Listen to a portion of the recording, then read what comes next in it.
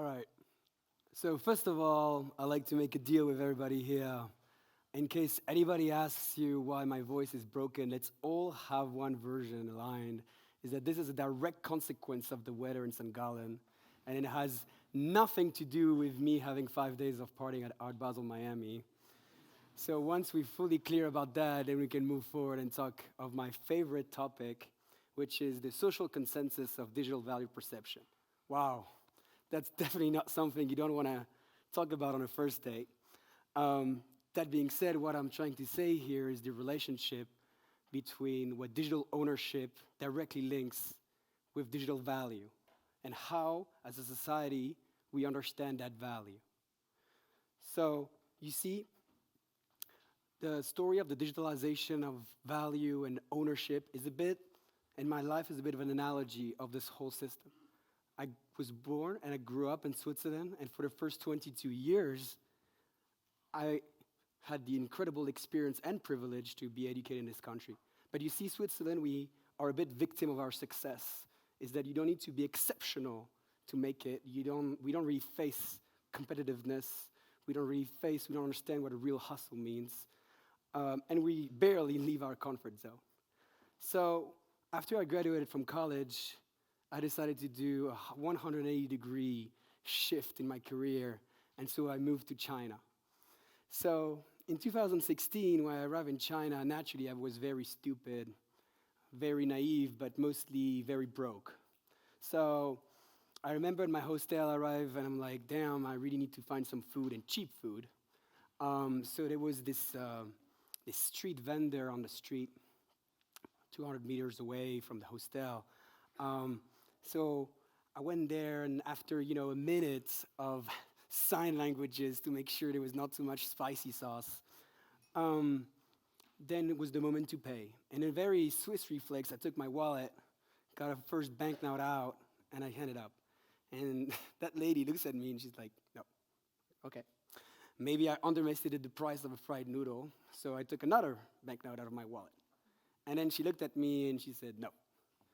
And then my spider feelings inside me was like, Quentin, you're getting scammed.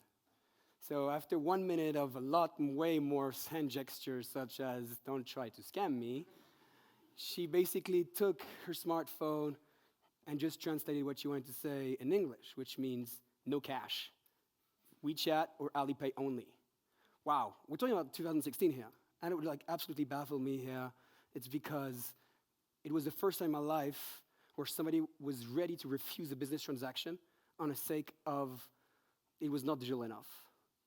And really, that was my first red pill moment into how China was way ahead of us and how comfortable they were with all of digital value and how comfortable they were with never touching anything but just trusting a technology interface. Now, I'll come back a bit later at the analogy with me as a Swiss. So naturally, I entered this amazing world of WeChat Pay and Alipay. I received my salary, I paid my rent, all of this on one app. Believe it or not, back then you could get marriage licenses in certain provinces. You could divorce directly on the WeChat, right? So it was insane because you're talking as a Swiss person in 2016, it took me 3 years to get all my family on a WhatsApp group. And then I was on an app where literally I was paying my rent on the Chinese version of a WhatsApp. And then I was like, okay, full digitalization unleashed, what could go wrong? But that, you see, that's where the shit hit the fan, because 3 months later, well, my app was blocked. So that meant I could not receive money, I could not send money, all my documents were there, my administrative documents were there, my police report that you had to do as a foreigner when you register was on there, my Chinese classes records was on there, absolute nightmare. So, but mostly not having money was the biggest by far, so I had the only available solution back then, which was basically using the credit card of my brother. But this is not a sustainable model. So it really shaken me, and that was my second big red pill moment. It's like, okay, that was great, convenience was amazing, and the trade-off I was ready to give in terms of ownership of my assets, but way beyond, it's all the data and the information, was incredible. But now we need to ask ourselves, and that's going to be a little part A, is that the story of ownership. Because this is the most beautiful story, because it's one of the part of the story of uh, mankind since the beginning. 1,000 years ago, we understood ownership through transacting goods, through social perception, or a difference of social perception between different social groups. And then we shifted with currencies. And we move again and again. And then in 1971, when Nixon pushed to depeg the United States dollar from the gold standard, it was also a massive paradigm shift. Then it continued to move forward and forward until the Bitcoin white paper said, well, maybe that's the future. Maybe the value should be into code and not trust a third-party person. And this is what we use in venture capital bullshit. We call this atoms versus digits. It means for thousands of years I could touch what I own. I can understand it. It was easy to compute, but there were a lot of scalability risks. The Earth is finished. You cannot accumulate more atoms than this, and so naturally you need to move to digits to scale this model further. But then comes the problem of okay, how do I actually interact with my digits? Well, it's through my smartphone. That's it. That's the only closest interactions I have, or through my laptop. That's very problematic because it means I need to trust the middleman. And so China, why it leapfrogged? It's because the banking infrastructure in China was close to delinquent. It took 2 hours just to do an international transfer for somebody to go into a banking branch. And so when Alipay and WeChat Pay came in, I could never leave my couch and have a McDonald's and send some money all around China. It was a big revolution. And so people were ready to do this massive trade-off.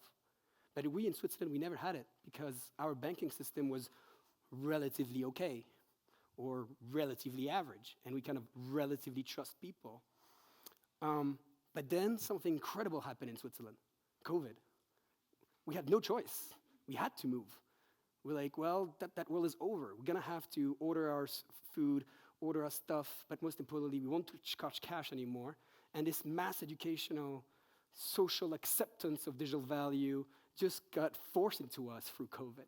And now, ironically, is that the questions and the problems I had in 2016 when I was living in Shanghai, well, we have them now in Switzerland because it's the same question we're going to ask ourselves. And the thing is, the history is not really kind for those who ignore those. Because in 2012 in Cyprus, out of nowhere, the government said, well, every single asset on a bank account above 100,000 euros is going to be confiscated by the state. Wow, imagine that, right? You wake up, gone. Very recently, actually, right, with the scandal of FTX, even though it was digital assets, you were technically supposed to have it, people take that trade-off, gave the ownership to somebody else on the promise of convenience. Best analogy I could find here is that a stranger with a great suit came to you and said, give me the house of your keys and I'll maybe clean your house once a week. And we were all okay with that, and I think we're still very okay with that. And what I mean by ownership of value, it goes way beyond your assets, the money. Frankly, it is every single information you give. It is the type of people you like, the type of people you love, the type of movie you like. It is every single data that you put on an internet device. That's your value, and it's worth a lot of money. And now we're in a world in terms of each time there is these big hacks, etc., we think people will learn, but we really struggle actually to see people to learn because it doesn't impact them directly. Although when LinkedIn got hacked, 400 million private data was put on the dark web. Nobody got outraged. Nobody would come to ram the offices at LinkedIn. Although, sorry to say, but probably 30% of the emails in these rooms are hacked because of that. And it was the same with airlines, the same with credit cards, and it happens every month, really. Anyway, we need a new definition. We need a new definition, and we need new pillars, and we need a new understanding. It's a new social contract we're putting together. It means, okay, I'm comfortable with digits, but there needs to be safeguard. There needs to be a handguard, It needs to be understood. And this is on the basis of the burden of proof. It means, do I really own? Well, who knows? How do I know? And then there's two axes that I like to work. Basically, the number one is accessibility. Accessibility is how can I access my assets? And the second one is transferability. So accessibility is super easy to understand. It means if it takes more than 1 minute to access any kind of value, what you perceive as value through your phone, it means three things. It means you don't have control, you got hacked, or you have no more battery. So That's basically the accessibility, but it is a fundamental understanding because on a societal level, when you're doing any interaction with another party, and you know they might have accessibility problems, this creates natural frictions. It is like doing, let's say, I'm going to use back my example of China. They have capital control, so if I'm going to do business with somebody where I know for them to send money abroad is extremely complicated. Naturally brings these natural frictions. It's the same, you're going to have legal, political, technological, blah, blah, blah, blah. Still, that's massive friction that you need to reduce. On the other side, if I know that the party I'm going to do with has full accessibility, well, that's absolutely amazing because I know this guy, I'm going to have a natural incentive to trust him more because I know that the odds of the middleman screwing up is dramatically reduced. And that's really the cool part. Now, the second concept, that's transferability. Oh, and that, guys, that's the beast in the room. That's the Gutenberg moment. That's the moment where we don't fully understand what's happening next. It's basically, after 30 years plus of internet, we're starting to barely understand the consequences of free flow of information. And now, we're bringing in the sauce, transfer of value.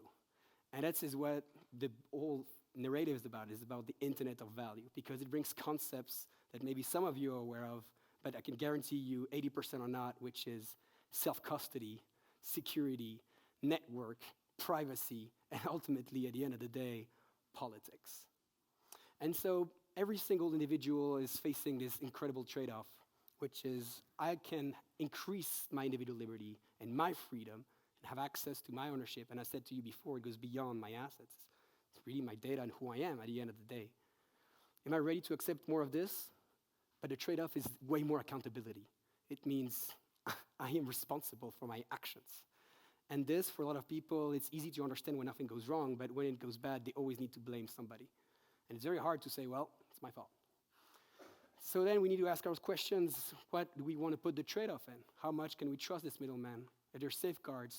Is there different codes? And this is where technology helps us in an incredible way.